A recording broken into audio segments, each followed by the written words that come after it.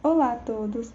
Iremos apresentar agora um mini resumo sobre Uns Braços, de Machado de Assis, um conto a qual é a nós revelador sobre o romantismo, que vai nos relatar sobre a história de um jovem chamado Inácio, que tinha apenas 15 anos e que se apaixonou pela mulher de seu patrão. Fique de olho nos principais tópicos que iremos apresentar. Uns braços de Machado de Assis. Inácio estremeceu ouvindo os gritos do solicitado. Recebeu o prato que lhe este apresentava. Tratou de comer. Debaixo de uma trovoada de nomes. Malandro, cabeça de vento, estúpido, maluco. Onde andas que nunca ouve o que lhe digo? Hei de contar tudo ao seu pai, para que lhe sacuda a preguiça do corpo, com uma boa vara de marmelo. Ou um pau, sim, ainda pode apanhar, não pense que não, estúpido maluco. Olhe que lá fora é isto mesmo que você vê aqui, continuou, voltando-se para a doutora Severina, senhora que vivia com ele martirialmente há anos, confunde-me os papéis todos. Era as casas, vai a um escrivão, fez isso e outro trocou de os advogados, é o diabo, é o tal sono pesado e contínuo, de manhã o que se vê, primeiro que acorde é preciso quebrar-lhe os ossos, deixe, amanhã hei de acordá-lo a pau de vassoura.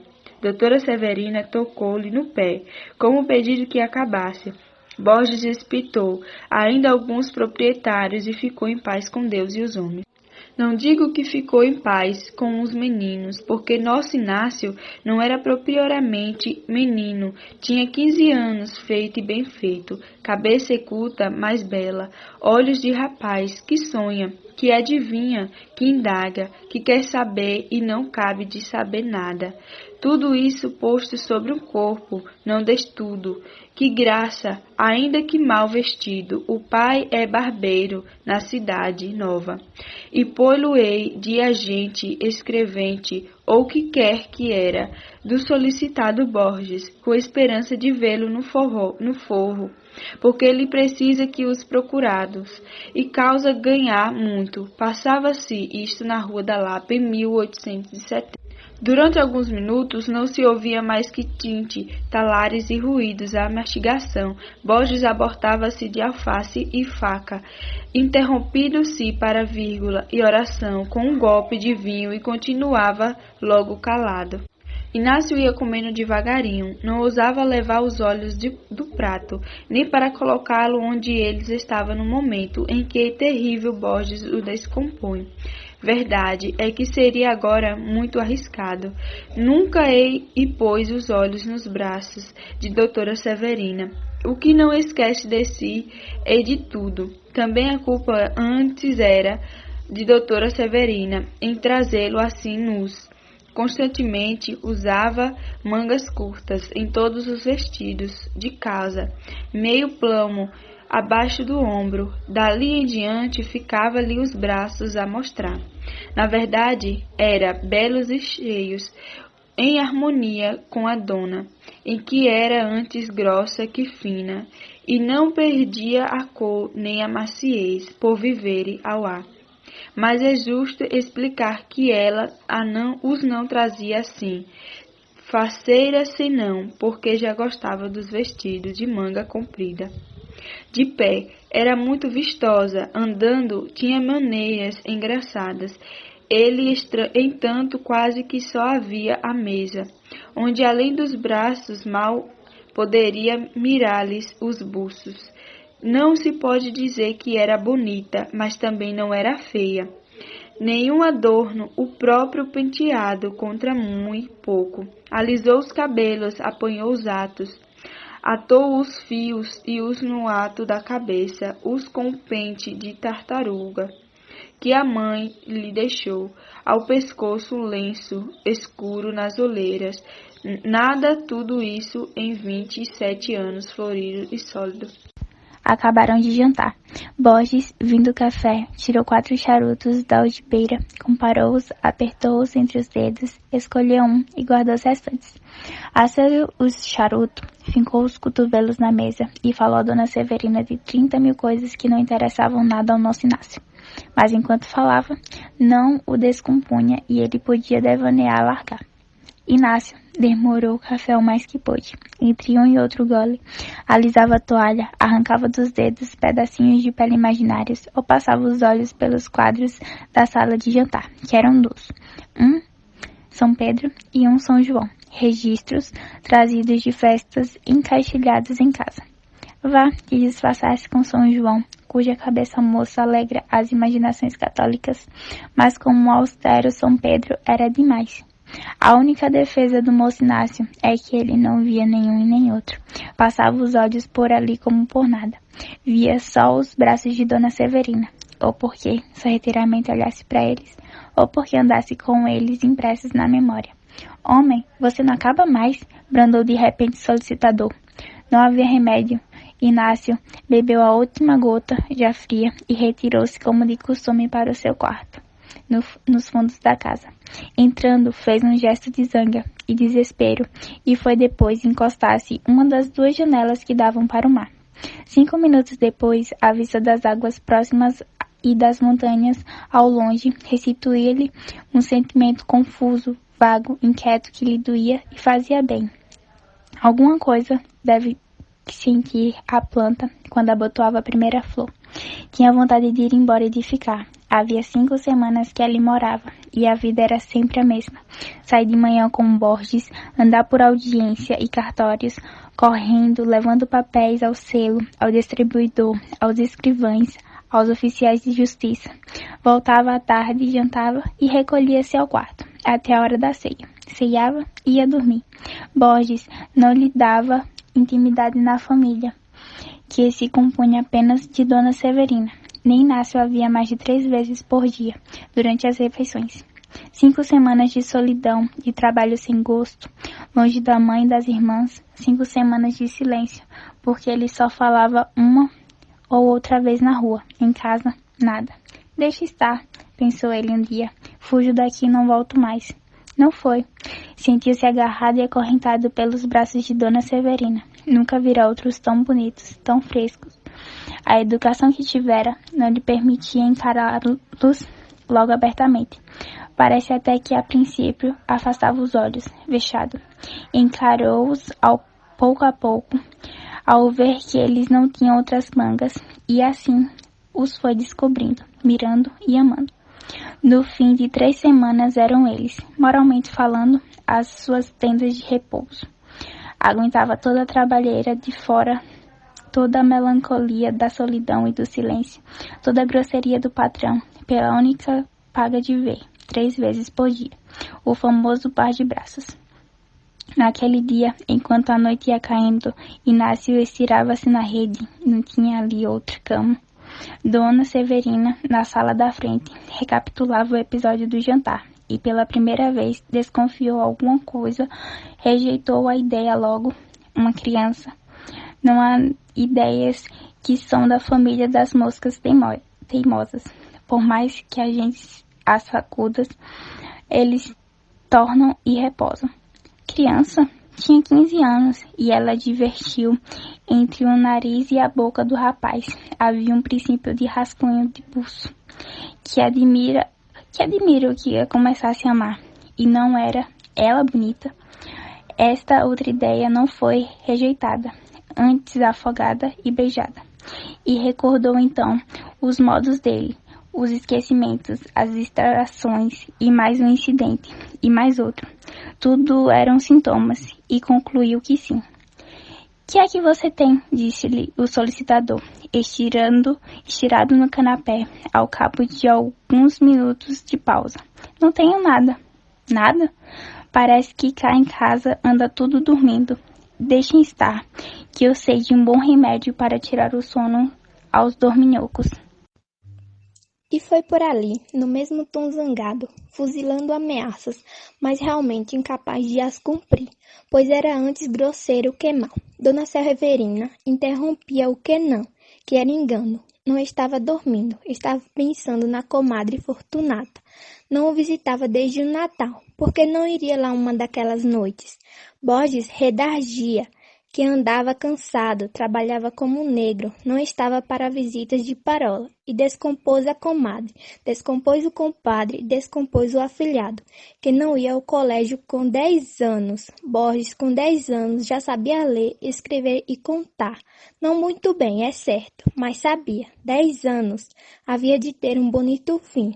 Vadio, e o covado e meio nas costas. Tarimba é que viria ensiná-lo. Dona Severina apaziguava-o com desculpas, a pobreza da comadre, o caiporismo do compadre, e fazia-lhe carinhos, a medo que eles podiam irritá-los mais. A noite caíra de todo. Ela ouviu o clique do lampião do gás da rua, que acabavam de acender, e viu o clarão dele nas janelas da casa fronteira. Borges, cansado do dia, pois era realmente um trabalhador de primeira ordem, foi fechando os olhos e pegando no sono, e deixou-a só na sala, às escuras, consigo e com a descoberta que acaba de fazer. Tudo parecia dizer à dama que era verdade, mas essa verdade, desfeita à impressão do assombro, trouxe-lhe uma compilação moral que ela só conheceu pelos efeitos, não achando meio de discernir o que era. Não podia entender-se nem equilibrar-se. Chegou a pensar em dizer tudo ao solicitador, e ele que mandasse embora o fedelho. Mas que era tudo? Aqui estacou. Realmente não havia mais que suposição, coincidência e possivelmente ilusão. Não, ilusão não era, e logo recolhia os indícios vagos, as atitudes do mocinho, o acanhamento, as distrações para rejeitar a ideia de estar enganada. Daí a pouco, capciosa natureza, refletindo que seria mal acusá-lo sem fundamento, admitiu que se iludisse, para o único fim de observá-lo melhor e averiguar bem a realidade das coisas. Já nessa noite, Dona Severina mirava por baixo dos olhos os gestos de Inácio. Não chegou a achar nada, porque o tempo do chá era curto e o rapazinho não tirou os olhos da xícara. No dia seguinte, pôde observar melhor, e nos outros otimamente. Percebeu que sim, que era amada e temida, amor adolescente e virgem, retido pelos liames sociais e por um sentimento de inferioridade que o impedia de reconhecer-se a si mesmo. Dona Severina compreendeu que não havia recear nenhum desacato e concluiu que o melhor era não dizer nada ao solicitador. Poupava-lhe um desgosto e outro à pobre criança. Já se persuadia bem. Ele era criança e assentou de o tratar tão secamente como até ali, ou ainda mais, e assim fez. Inácio começou a sentir que ela fugia com os olhos, ou falava áspero, quase tanto como o próprio Borges. De outras vezes, é verdade que o tom da voz saía brando e até meigo, muito meigo, assim como o olhar geralmente esquivo, tanto errava por outras partes, que para descansar vinha pousar na cabeça dele, mas tudo isso era curto. Vou-me embora, repetia ele na rua como nos primeiros dias. Chegava a casa e não se ia embora. Os braços de Dona Severina fechavam-lhes um parêntese no meio do longo e fastidioso período da vida que levava, e essa oração intercalada trazia uma ideia original e profunda, inventada pelo céu unicamente. Para ele deixava-se estar e andando, afinal, porém, teve de sair e para nunca mais. Eis aqui o porquê. Dona Severina tratava desde alguns dias com benignidade, e a rudeza da voz parecia acabada, e havia mais do que bandura. Havia desvelos e carinhos. Um dia recomendava-lhes que não apanhasse alho, o outro que não bebesse água fria depois do café quente. Conselhos, lembranças, cuidados de amiga e mãe que lhe lançaram na alma. Ainda maior inquietação e confusão, Inácio chegou ao extremo de confiança de rir um dia na mesa, coisa que jamais fizera. E o solicitador não tratou mal dessa vez, porque era ele que contava um caso engraçado. Ninguém pune ao outro pelo aplauso que recebe. Foi então que Dona Severina viu que a boca do mocinho gracioso estava calada. não era o menos quando ria. A agitação de Inácio ia crescendo sem que ele pudesse acalmar-se, sem nem entender. Não estava bem em nenhuma parte. Acordava de noite pensando em Dona Severina na rua, trocava de esquina, errava as portas muito mais que antes, e não via a mulher ao longo ou perto que lhe trouxe memória quando dava com ele no topo da escada, olhando através das grades de pau da cancela como tendo audácia a ver quem era. Um domingo, nunca ele esqueceu esse domingo. Estava só no quarto, a janela virando para o mar que falava a mesma linguagem obscura e nova de Dona Severina, divertia-se em olhar para as gaivotas lindíssimas. Não era só um domingo cristão, era um imenso domingo universal. Inácio passava os todos ali, no quarto ou à janela, ou relendo um dos 3 folhetos que trouxeram consigo, contando de outros tempos comprados a tostão debaixo do passeio do lago do poço. Eram 2 horas da tarde, estavam cansados, dormiam mal. Depois de haver dado muito na véspera, estreou-se na rede, pegou em um dos folhetos e a princesa Magalona e começou a ler. Nunca pode entender porque é que todas as heroínas dessas velhas histórias tinham a mesma cara e talhes de Dona Severina, mas é verdade e que os senhores ao cabo na meia hora deixou cair o folheto e pôs espantar-se, mas não se espantou, embora com pálpebras cerradas viu desprender-se de tudo, parar, sorrir e andar para a rede. Era ela mesma, eram os seus mesmos braços. É certo, porém, que doutora Severina tanto não podia sair da parede, dado que houvesse ali porta ou rasgão, que estava justamente na sala de frente, ouvindo os passos do solicitador que descia as escadas.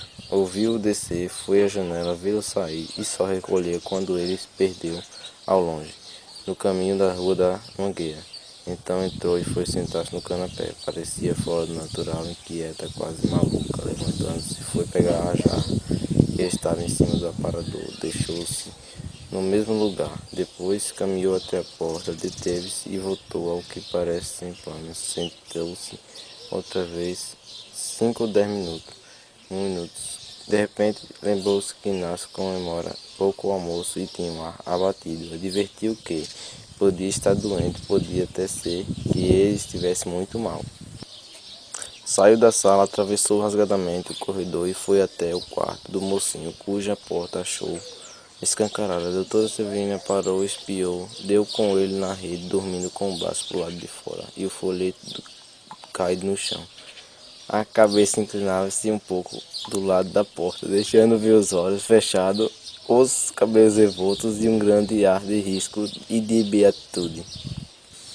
Doutora Severina sentou-se, bateu-lhe o coração com veemência e recusou sonhar de noite com ele. Pode até ser que ele estivesse sonhando com ela desde madrugada, que a figura do mocinho andava-lhe diante dos olhos com uma tentação diabólica. Recuou ainda, depois voltou, olhou 2, 3, 5 minutos ou mais. Parece que o sono dava à adolescência de Inácio uma expressão mais acentuada, quase feminina e quase pueril. Uma criança disse a si mesma, naquela língua sem palavras que todos trazemos conosco, e está uma ideia. Bateu-lhe o alvoroço do sangue de dispositivo e em parte da turvação dos sentidos.